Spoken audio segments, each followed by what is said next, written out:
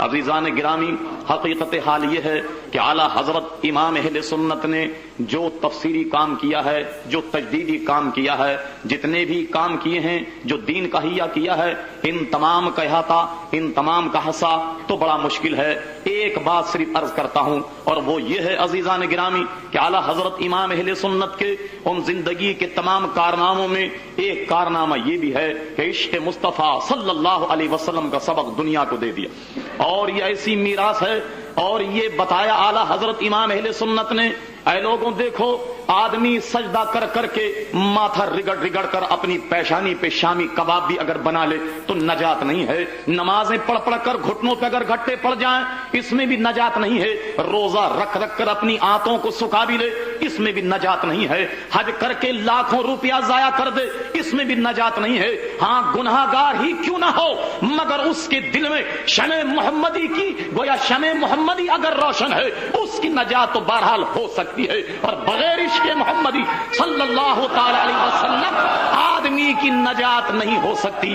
عزیزان گرامی، اعلیٰ حضرت امام اہل سنت نے اپنے آقا و مولا جناب نبی کریم صلی اللہ علیہ وسلم کو ان عمدہ الفاظوں سے تعبیر کیا ہے کہ آپ کا نعتیہ دیوان پڑھنے، دیکھنے اور سمجھنے سے تعلق رکھتا ہے۔ میں کیا تفصیل عرض کروں کہ عشق مصطفیٰ ان کے سینوں میں کیا تھا۔ ایک واقعہ جو بڑا مشہور ہے اس سے آپ اندازہ لگائیں کہ عشق مصطفیٰ امام اہل سنت کے سینے میں کس طریقے سے راسخ ہے۔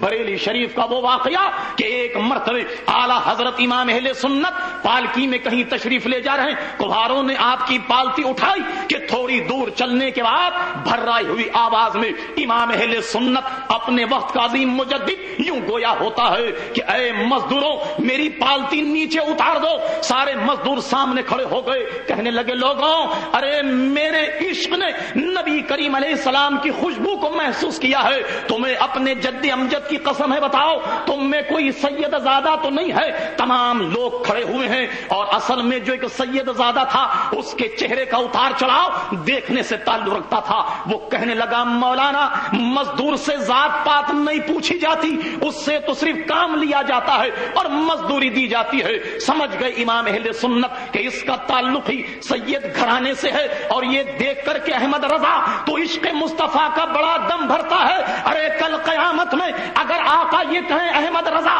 ہمارے عشق کے بڑے گن گاتا تھا، ارے ہمارے شہزادے کا کندھا کیا اس لیے تھا کہ تو اس پر سواری کرتا، بتاؤ احمد رضا کی عشق کی کتنی بڑی رسوائی ہوگی، اس کے محبت کی کتنی بڑی رسوائی ہوگی۔ اپنے زمانے کا مجدد اپنی دستار اتار کر شہزادے کے قدموں میں ڈال دیتا ہے اور ہاتھ جوڑ کر کہتا ہے شہزادے مجھے معاف کر دو، شہزادے مجھے معاف کر دو۔ یہ رقت انگیز واقعہ تمام حاضرین دیکھ رہے ہیں کہ ہو کیا گیا۔ ایک پھٹے ہوئے کپڑے پہنا ہوا ایک بوسیدہ قسم کا آدمی ظاہری طور پر نظر آتا ہے، اور اپنے زمانے کا مجدد اپنی دستار اس کے قدموں میں ڈالے ہوئے ہاتھ جوڑ کر کھڑا ہے اور بارہا کہتا ہے شہزادے مجھے معاف کر دو۔ وہ کہتا ہے میں نے معاف کیا، میں نے معاف کیا۔ امام اہل سنت کی عشق کی حرارت یہ کہتی ہے کہ شہزادے اس کا ازالہ تو جب ہوگا کہ تم پالتی میں بیٹھو اور احمد رضا تمہیں کندھا دے گا۔ اللہ اکبر، غور کیجئے، عشق نبی کریم صلی اللہ تعالی علیہ وسلم بالآخر اس شہزادے کی ضد پر اسے پالتی میں بٹھا کر جب تک امام اہل سنت نے کندھا نہ دے دیا اس وقت تک قلب کو تسکین نہیں ہوتی ہے۔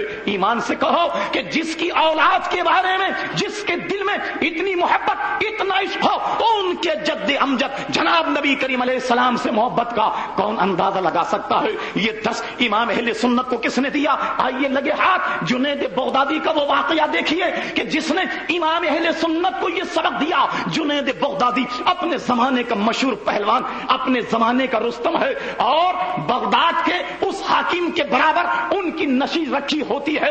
ایک موقع پر بادشاہ وقت یہ اعلان کرتا ہے کہ جنید کو جو شکست دے گا اتنا اتنا انعام پائے گا۔ اعلان کرنے کے بعد چند مہینے گزر گئے کہ ایک 1.5 پسلی کا آدمی پھٹے ہوئے کپڑے پہنا ہوا سوکھا سا کا آدمی دربار میں کھڑا ہو کر کہتا ہے کہ بادشاہ سلامت، آپ کے نامی گرامی پہلوان پہلوان سے میں لڑنا چاہتا ہوں. لوگ اس کی پسلیوں کو دیکھ رہے تھے, حضرت جنید کو دیکھ رہے تھے, کہتے تھے کیا یہ دبلا پتلا آدمی اپنے زمانے کے رستم, اپنے زمانے کے اتنے بڑے پہلوان کو کیا پچھاڑ سکتا ہے؟ لوگ اس کا ہنسی اور مذاق اڑا رہے تھے. اور وہ شخص تھا کہ کہنے لگا نہیں جناب, یہ مذاق اور ٹھٹا کو تکیہ بنا کر اپنے پہلوان کو شکست سے بچانے کی کوشش کی جا رہی ہے, میں تو اس سے لڑ کر ہی رہوں گا. غرض یہ کہ دنگل ترتیب دیا گیا, کشتی جناب مقرر ہو گئی. اب جنید بغدادی جب میدان میں اترے اور یہ سوکھا ساکا شخص میدان میں اترا, لوگ دیکھ رہے تھے کہ شیر اور بکری کی لڑائی ہے. پہلوانوں کو کبھی کشتی لڑتے دیکھا تو ہوگا کہ ایک دوسرے کی گردن پر جب وہ ہاتھ رکھتے ہیں, ایک دوسرے کا کس, ایک دوسرے کا زور دیکھتے ہیں. اب یہ دونوں پہلوان شیر اور بکری کی لڑائی ہے, دنیا دیکھ رہی ہے یہ کیا تماشا ہے, یہ کیوں بلا وجہ اپنی زندگی سے تنگ آ کر جنید سے لڑنے کے لیے آیا. یہ دونوں حضرات ایک دوسرے کے کندھے پر جب ہاتھ رکھتے ہیں اور دونوں کے سر مل گئے, اس سوکھے پہلوان نے کہا, اس دبلے پہلوان نے کہا کہ جنید میں خوب جانتا ہوں کہ تو اپنے وقت کا پہلوان ہے, میں پہلوان نہیں ہوں, مگر اے جنید میرے بچے فاقوں سے تڑپ رہے ہیں, اگر آج تو اپنی عزت مجھ پر قربان کر دے, میرا تعلق حضور کے گھرانے سے ہے, میرا تعلق ہاشمی خاندان سے ہے, اے جنید اگر آج تو پچھڑ جائے اپنی عزت کو خاک میں ملا دے, میں اگر اس کشتی کو جیت گیا تو تیرے کشتی مارنے کے بعد, تجھے پچھاڑنے کے بعد مجھے اتنا انعام ملے گا کہ میرا گھر بھر پھلے گا پھولے گا. مگر جنید میں تجھ سے وعدہ کرتا ہوں کہ آج اگر تو نے اپنی عظمت کا سودا میرے لیے کر دیا, سرکار کے لیے کر دیا, اور اہل بیت کی محبت میں اگر تو نے آج یہ ذلت برداشت کر دی, میں تجھ سے وعدہ کرتا ہوں کہ کل قیامت کے میدان میں اپنے نانا جناب نبی کریم علیہ السلام سے تیرے سر پر فتح و نصرت کی دستار بندھا دوں گا. اوفو, جنید شہرت کو دیکھتے ہیں, جنید نام کو دیکھتے ہیں, جنید اپنی پہلوانی کو دیکھتے ہیں, ادھر سید زادے کو دیکھتے ہیں, اہل بیت کو دیکھتے ہیں, حضور کا عشق اور حضور کی محبت, ایک طرف شہرت. اب جنید ہیں کہ جناب شچو پن میں پڑے ہوئے ہیں کہ کیا کیا جائے, اگر ہارتا ہوں تو ذلت ہوتی ہے اور اگر جیتتا ہوں تو توہین مصطفیٰ کا مرتکب ہوتا ہوں, کیا کیا جائے. جنید نے فی الفور یہ فیصلہ کر لیا, عزت جاتی ہے تو جائے, شہرت جاتی ہے تو جائے, اگر لوگ میری بےزتی کریں تو کیا کریں, مگر آج میں نے یہ فیصلہ کر دیا کہ اپنی عزت و ناموس اس شہزادے پر قربان کر دوں گا. چنانچہ لوگ دیکھتے ہیں کہ دیکھتے ہی دیکھتے ایک ایسا داؤ لگا کہ چاروں شان چت اپنے زمانے کا پہلوان پڑ گیا اور وہ سوکھا پہلوان اس کے اوپر ہے. لوگوں نے بڑی داد تحسین دی, اب تو وہ شہزادے لوگوں کے کندھوں پر ہوتے ہوئے جا رہے ہیں, مگر آج جنید کا پرسان حال کوئی نہیں. آج جنید پر لوگ اس کی شہرت, اس کی پہلوانی, اس کے اس قوی پن پر لوگ حیرت کرتے ہیں.